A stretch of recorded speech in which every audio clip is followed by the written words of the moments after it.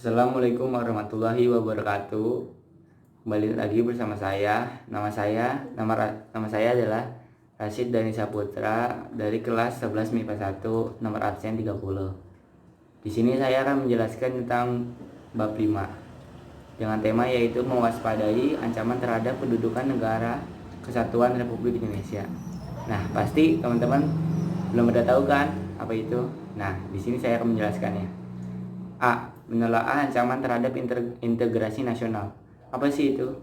Nah, dalam membangun integrasi nasional, bangsa Indonesia selalu dihadapkan pada ATHG, yaitu yang pertama, ancaman. Ancaman merupakan suatu hal atau usaha yang bersifat mengubah atau merombak. Nah, di sini teman-teman bisa ditahu kan. Yang kedua, tantangan. Nah, tantangan merupakan suatu hal atau usaha yang bertujuan atau bersifat menggugah kemampuan. Yang ketiga, ada hambatan. Hambatan merupakan suatu hal atau usaha berasal dari diri sendiri yang bertujuan melemahkan atau menghalangi secara tidak konsepsional. Yang keempat, ada gangguan. Gangguan merupakan usaha dari luar yang bertujuan melemahkan atau menghalangi secara tidak konsepsional. Ancaman bagi integrasi nasional tersebut datang dari luar maupun dari dalam negeri Indonesia.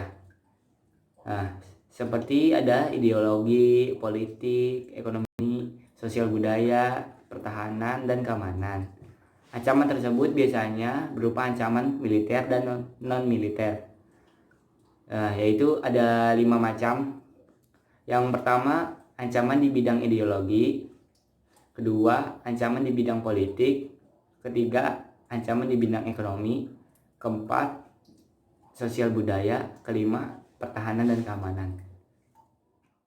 Contoh pertama, ancaman di bidang ideologi adalah bangsa Indonesia belum sepenuhnya terbebas dari pengaruh paham lainnya, misalnya pengaruh liberalisme. Saat ini kehidupan masyarakat di Indonesia cenderung mengarah pada kehidupan liberal yang menekan pada aspek kebebasan individual. Globalisasi ternyata mampu meyakinkan masyarakat Indonesia bahwa liberalisme dapat membawa manusia ke arah kemajuan dan kemakmuran. Akan tetapi, pada umumnya, pengaruh yang diambil justru yang bernilai negatif. Misalnya gaya kehidupan yang kemewah-mewahan, kebarat-baratan, pergaulan bebas, dan sebagainya. Yang kedua itu ada di bidang politik. Ancaman di bidang politik dapat bersumber dari luar negeri maupun dalam negeri itu sendiri. Dari luar negeri, ancaman di bidang politik dilakukan oleh suatu negara dengan melakukan tekanan politik terhadap Indonesia. Misalkan intimidasi, provokasi, atau blokade politik yang merupakan bentuk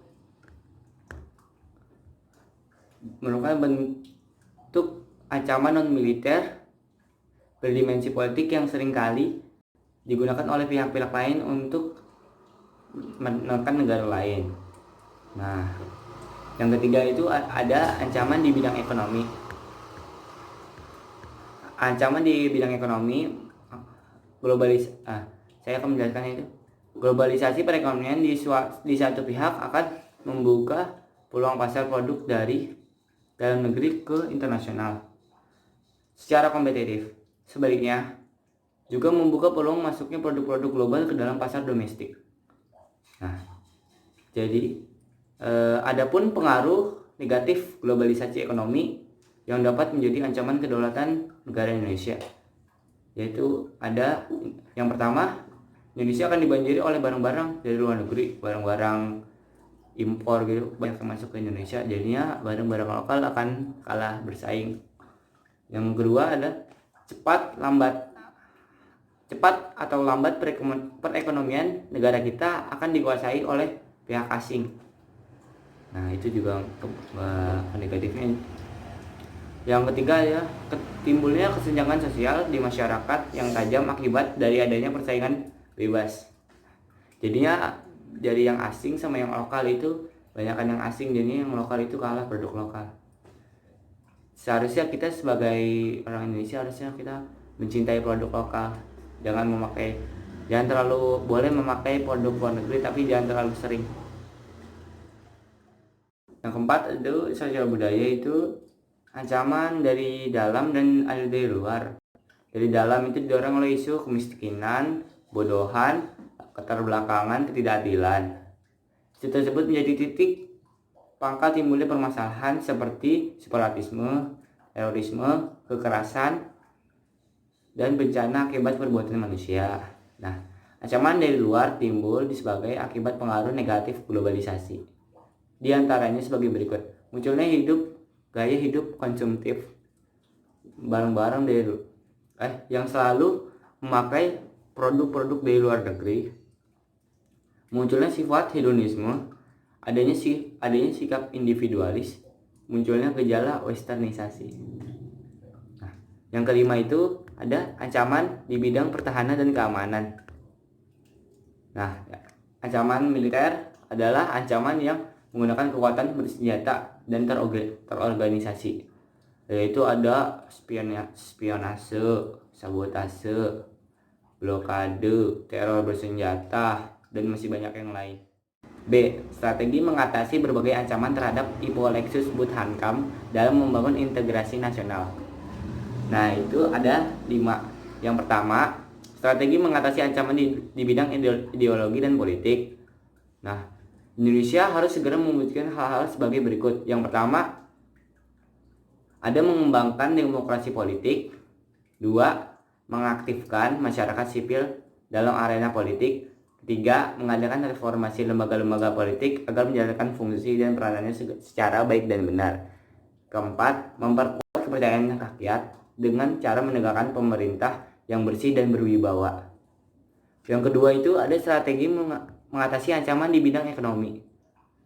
Nah, yang pertama itu sistem ekonomi dikembangkan memperkuat produksi domestik di pasar dalam negeri. Jadi kita kuat dalam negeri kita sendiri, guys. Kita nggak boleh produk Indonesia kalah bersaing dengan produk luar. Yang kedua, pertanyaannya jadikan prioritas utama karena mayoritas penduduk Indonesia adalah bermata pencaharian sebagai petani. Yang ketiga itu adalah strategi ancaman di bidang sosial budaya. Nah, dalam menghadapi pengaruh dari luar yang dapat membahayakan kelangsungan hidup sosial budaya, maka manusia dengan masyarakat, manusia dengan Tuhan, keseimbangan kemajuan lahir dan kesejahteraan batin. Kesadaran akan perlunya keseimbangan dan keserasian melahirkan toleransi yang tinggi sehingga dapat menjadi bangsa yang bineka, bertekad, dan selalu hidup bersatu.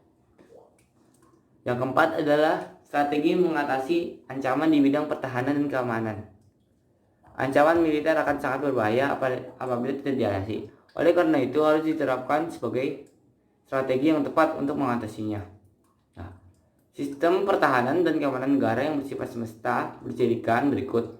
Yang pertama, kerakyatan, yaitu orientasi pertahanan dan keamanan negara diabadikan oleh dan untuk kepentingan seluruh rakyat. Yang kedua, kesemestaan, yaitu seluruh sumber daya nasional didaya gunakan bagi upaya pertahanan. Yang ketiga, kewilayahan, yaitu gelar kekuatan pertahanan dilaksanakan secara menyebar di seluruh wilayah negara kesatuan Republik Indonesia sesuai dengan ketentuan yang berlaku dan sesuai dengan keadaan kondisi pulau dan geografis negara Indonesia sebagai negara kepulauan. Sekian, saya Rasdani Saputra mengucapkan terima kasih. Wassalamualaikum warahmatullahi wabarakatuh. Hold up. Wait a minute. Something ain't right.